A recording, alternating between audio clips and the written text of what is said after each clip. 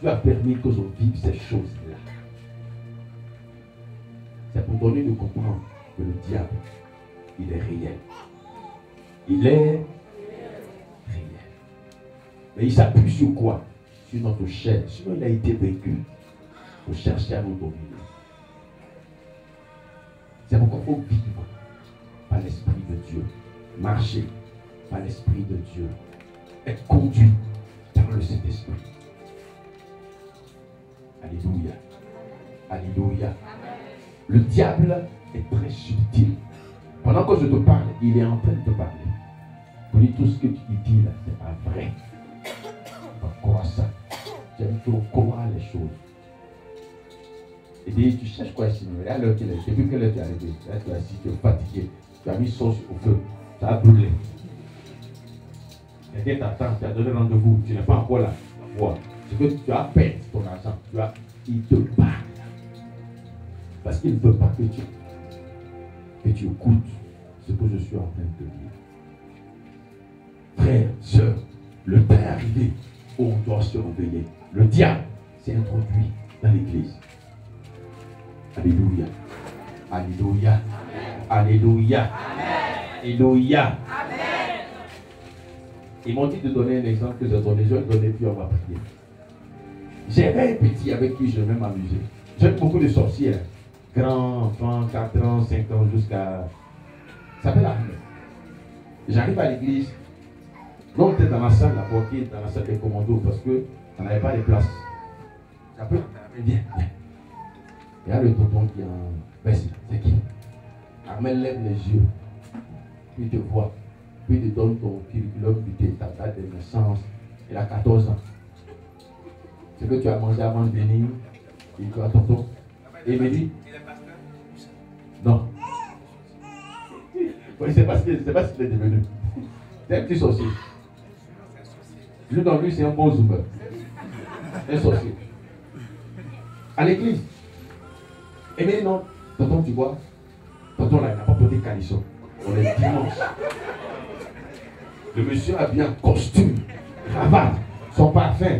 À 1 kilomètre, tu sens ça. Amel dit, il va porter caleçon. Et la tante, la grosse tante Claire qui a foulard rouge. Tante là aussi n'a pas porté caleçon. Et mon commando qui est de l'autre côté là. Ah ouais, lui il a porté habit. Et puis il y a un monsieur qui a porté habit blanc à côté de lui, puis la machette. Et le tonton qui est là-bas là. Tonton lui il a caleçon, mais il n'y a pas quelqu'un à côté de lui à une machette. Et la soeur qui est dans le groupe de louange. Ah, elle n'a pas porté caleçon aussi.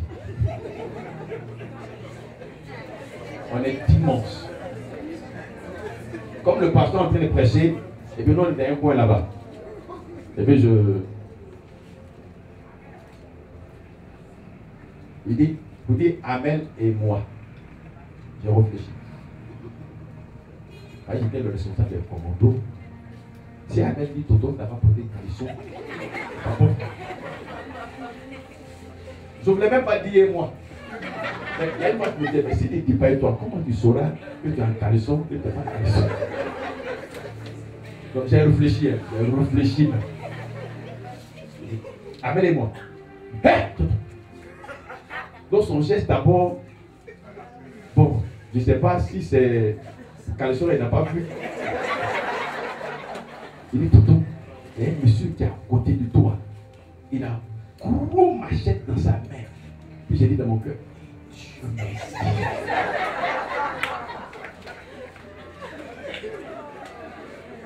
Vas-y, Ahmed dit, tonton.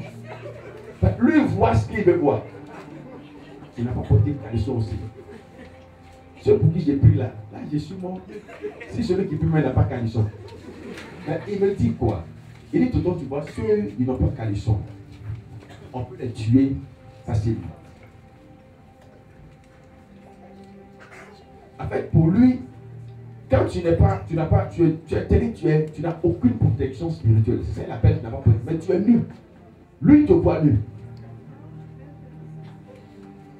Ceux qui disent il y a quelqu'un à côté d'eux, il a porté la Bible, il y a une machette là, il voit des anges à côté de chaque fidèle dans l'église. C'était dimanche. Donc dans la même église, il y en a qui n'ont pas porté caleçon. Il y en a qui ont porté caleçon, mais il n'y a personne à côté d'eux. Il dit, eux là, ceux qui n'ont pas porté caleçon, on peut les tuer facilement. Donc je regarde l'église et je me rends compte que c'est qu'on est tous assis. Assises. Mais le diable peut avoir raison de qui il veut. S'il vient pour t'avoir, qu'il n'y a aucune protection autour de toi, tu es vulnérable. Alléluia. J'avais une autre de mes filles avec qui je faisais la même chose. Elle est bonne là, non, là c'est pas Zoom, mais autre chose. Super Zoom. Donc, elle te regarde. Le premier jour, je l'ai vue, elle m'a dit qu'elle avait mal au ventre de prier pour elle. J'ai oublié. Le deuxième jour, elle avait mal à la tête. Je lui ai dit, bébé, attends, en fait, pour me lancer fond. J'ai prié pour toi. Quand j'ai fait les prières pour les gens, j'ai prié pour toi. J'ai oublié. 2 semaines après, elle me voit et me dit, toi, tu es différent des hommes de Dieu. Je dis, je ne suis pas un homme de Dieu. Moi, je ne suis pas pasteur. Je ne voulais pas être pasteur. Elle dit, non, je t'ai demandé pardon et prier pour moi, tu n'as pas accepté. Donc, je cherche. Et, ah ben tiens, je te donne toutes mes excuses. Elle dit, si tu l'avais fait, ton ministère s'arrêtait ce jour. Je dis dans mon cœur, mais c'est qui je suis? Ça, c'est la chair aussi. Ce que j'ai dit dans mon cœur, elle m'a dit ça. Elle m'a dit où je suis né, le jour de ma naissance, ce que j'ai fait, et puis là où je suis démarré. Je lui ai dit, mais comment tu fais? Elle dit, mais c'est comme si je te disais bonjour. C'est aussi simple que bonjour. Je prêche. Dieu se manifeste. Elle m'appelle Papouni.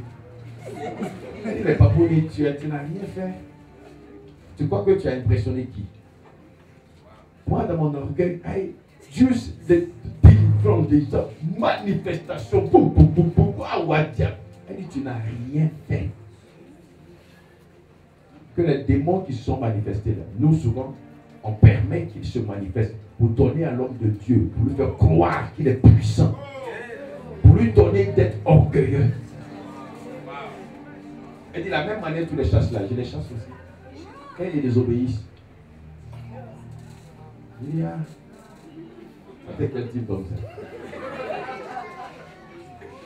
Elle dit, tu prêches, Dieu se manifeste, les démons se baladent partout. Waouh, délivrance. Elle dit, on permet ça.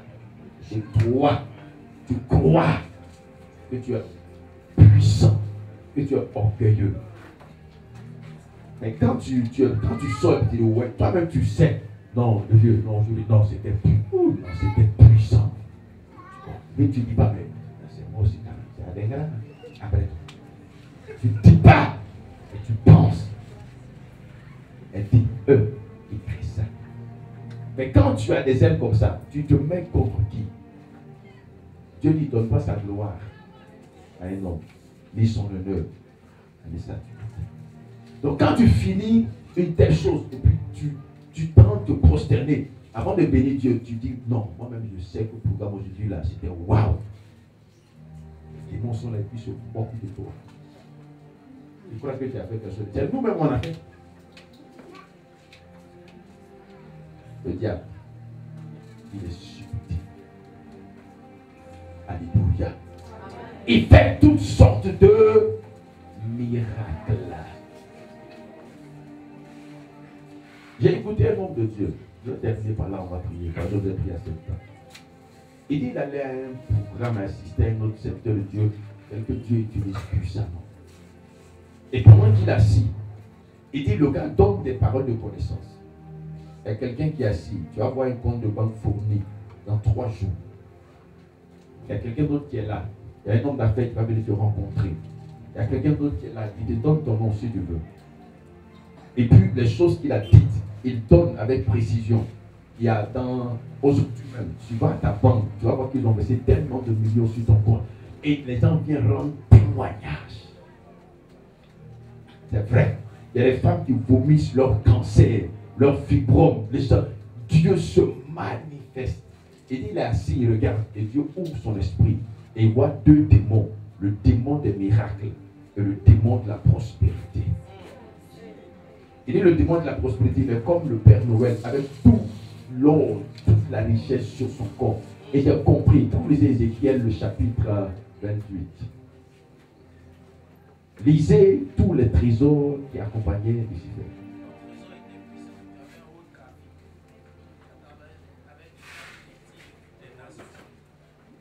Il parle de émeraude, il parle de saphir, il parle de sardoine. Et il dit c'était quoi? C'était à sa disposition. Et quand vous lisez Luc le chapitre 4, le verset 6, il dit quoi au Seigneur Jésus? Si tu te prosternes devant moi, il dit toute la richesse et la gloire de ces royaumes, je te le donne. Donc j'ai compris effectivement que la vision que l'homme de Dieu n'était pas fausse. Il dit toutes les paroles qu'il a données. Il dit le démon de la prospérité. Les gens ont rendu témoignage des déblocages financiers, des temps, les cancers qui ont été vomis. Il dit le démon des miracles. Une femme vomit son cancer, elle est guérie. Il prend le même cancer, il l'introduit dans la vie de quelqu'un qui est en bonne santé. Une femme guérie de VIH, il prend, c'est lui qui l'enlève. Il enlève le VIH ici, il le positionne là. Il enlève le cancer qu'elle a vomi, il le positionne dans la vie de quelqu'un d'autre. Les démons qui se manifestent, ils sortent des corps, on sort, et puis ils se calment dans l'église, et puis ils se moquent. Et quand le programme finit, ils viennent et puis ils viennent s'asseoir dans les mêmes corps. Il dit, il approchait le serviteur de Dieu et lui a dit, voilà ce que Dieu m'a montré, voici ce qui est ta vie. Et le pasteur l'a fui. Quelque temps après, il est mort par accident. Et le Seigneur l'enlève et il va en enfer et il trouve le pasteur en train de brûler dans le flammes. Oh, il y a eu des funérailles nationales parce que c'était un homme de Dieu que tout le monde respectait, que Dieu utilisait en guillemets, qui avait une grande église des milliers de fidèles. Et tous les hommes de Dieu étaient à ces funérailles. Et personne n'a su qu'il était en train de brûler en enfer. Parce que celui qu'il servait, ce n'était pas Dieu. C'est au nom de Jésus qu'il chassait et guérissait des miracles extraordinaires. Le diable se transforme en ange de lumière. S'il arrive à trouver une chair disponible et disposée à le servir, ce pasteur était abonné à tout ce qui est luxurie, la richesse, la renommée, l'orgueil, la prospérité. Il a commencé très bon pasteur. Très bon pasteur. Mais la renommée et la gloire lui ont donné de perdre. Oh, Dieu continuait à l'utiliser. Et c'était plus Dieu. C'est pourquoi je parlais des œuvres de la chair près de Dieu. Alléluia. Galates chapitre 5, il dit les œuvres de la chair sont manifestes. Alléluia. Galates chapitre 5, verset 16, il dit, je dis donc, marchez selon l'esprit et vous n'accomplirez pas les désirs de la chair. Si vous êtes conduits par l'Esprit de Dieu, vous n'êtes point sous la loi. Luc chapitre 4, verset 4, Jésus rempli de l'Esprit, revient du Jourdain où il fut conduit par l'Esprit de Dieu. Amen. Le verset 45, verset 25, il dit, si nous vivons par l'Esprit, marchons aussi par l'Esprit. Alléluia. Le Romains chapitre 8, verset 14, tous ceux qui sont conduits par l'Esprit de Dieu sont des fils de Dieu. Marcher par l'Esprit, conduire par l'Esprit, vivre par l'Esprit. Ce qui va nous donner la victoire dans tout ce que j'ai dit, c'est notre intimité avec le Saint-Esprit de Dieu. Le temps qu'on va passer dans la présence de Dieu. Pour que cette chair n'ait pas le pouvoir sur nous.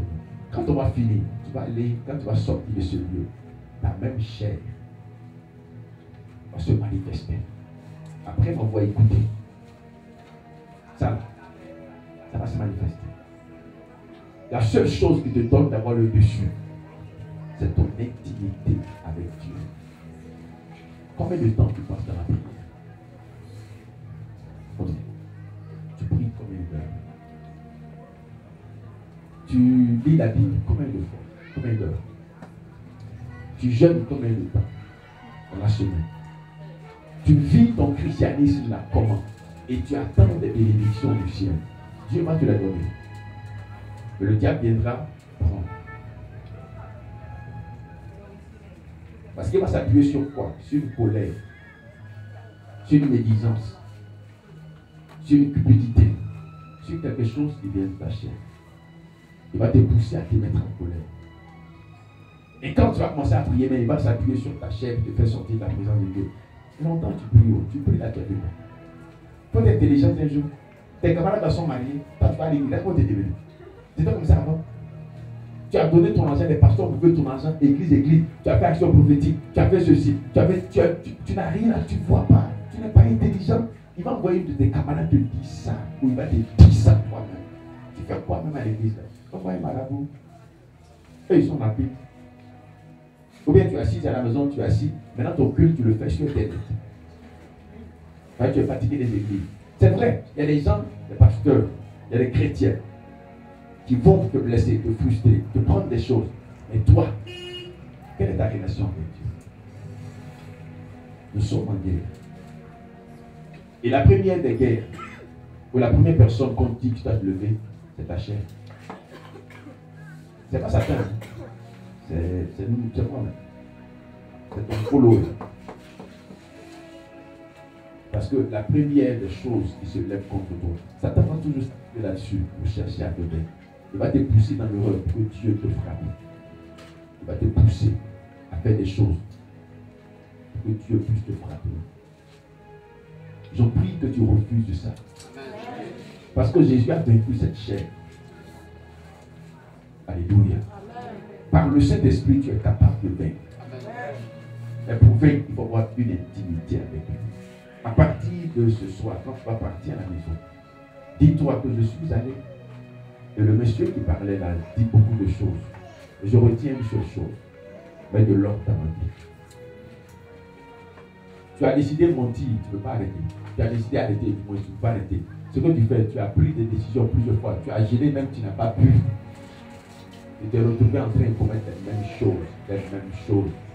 Mais si tu commences à avoir du temps pour Dieu, à lui donner la première place, lorsque la tentation arrive, tu détournes ton esprit ou tes pensées de la tentation, tu le mets sur Christ. Ou sur le Saint-Esprit pour lui demander de l'aide. Ce qui est en train de se passer dans mon esprit là, cet esprit, si ça continue, c'est pas bon. Je ne peux pas moi-même le faire. Je viens pour que tu m'aides. Il va te tendre la main. Il va déverser en toi sa présence. Et ce que tu vas faire peut se faire plusieurs fois dans la même journée où tu demandes l'aide de l'Esprit de Dieu. Oriente ton esprit ou tes pensées vers les choses de Dieu. Matthieu chapitre 4, verset 11. La tentation de Christ, ça peut t'aider. Éphésiens chapitre 7, verset 18 au verset 20. Il dit, ne vous énivrez pas de vin, mais soyez remplis de la présence de l'Esprit. Entretenez-vous par des psaumes, par des cantiques, par des hymnes. Pendant que tu es tenté ou tu sens des désirs te monter, des pulsions te monter, oriente tes pensées vers les choses de Dieu. Philippiens chapitre 4, verset 8. Il dit au reste, frères, que ce qui est saint, ce qui est pur, ce qui est digne de louange, ce qui est approuvable par tous, ce qui est véridique, soit l'objet de vos pensées. Oriente tes pensées vers les choses saines. Colossiens chapitre 3, verset 1 au verset 3. Il dit, si vous êtes ressuscité avec Christ, recherchez les choses d'en haut, là où Christ est assis à la droite du Père. Affectionnez-vous aux choses et non celles qui sont sur la terre. Voici les armes avec lesquelles tu vas combattre. Et qui donne ces armes-là? C'est le Saint-Esprit de Dieu. Et comment tu peux les avoir? En ayant une intimité avec lui. Éphésiens chapitre 6, verset 10 jusqu'au verset 18, où il parle des armes, le revêtement du chrétien. On n'a pas lutté contre la chair et le sang, mais contre les dominations, les autorités, les principautés, les esprits méchants dans les lieux célestes. Mais qui nous donne le pouvoir de les vaincre? La présence de l'Esprit de Dieu. C'est lui qui a donné la force à Christ de la chair. Et le même esprit qui a sorti Christ de la tombe, le même esprit est uni en chacun d'entre nous. Alléluia. Tu vas baisser la tête. Je dis beaucoup de choses. Retiens une. Je suis en guerre. Et mon premier ennemi, c'est ma chair. Comment vaincre? J'ai une arme. J'ai des ressources. Le Saint-Esprit de Dieu. Il va me conduire. Il va m'introduire dans la présence et la gloire de Dieu. C'est par lui que je vais vaincre. C'est par lui que je serai victorieuse ou victorieux. Seigneur, ce soir, je t'appelle au secours. Je m'abandonne entièrement entre tes mains. Je veux recevoir de toi ta présence. Je suis en guerre. S'il y a que tu dois te repentir, je te donne 60 secondes. Tu auras l'occasion de le faire à la maison. Parce que ce que j'ai dit, c'est une vie qui va continuer. C'est un processus. Aujourd'hui seulement ça se fait. Prends le temps de parler et de dire, Seigneur, donne-moi la force de changer. Ce programme aura réussi. Quelqu'un qui a compris va dire dans une semaine, ou aujourd'hui ou demain, j'ai compris une chose, c'est que ma chair m'a trompé, que le diable l'a utilisé pour m'empêcher de voir la gloire de Dieu. Je refuse de perdre à l'éternel à part, mais j'ai peur.